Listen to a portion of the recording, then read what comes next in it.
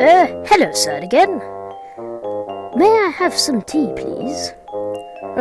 Sorry, we have none left. What? How? Well, you see, the demon destroyed all our warehouses. Oh, okay.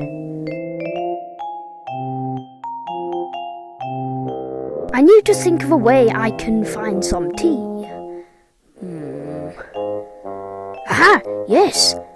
I can build a time machine to travel back in time to then stop the demon from destroying all the warehouses. Right, it's done. Though, funny enough, it just looks like a fridge. Though I could assure you it is not one. Right, all we've got to do is travel back 1 week into the past. Should be a piece of cake.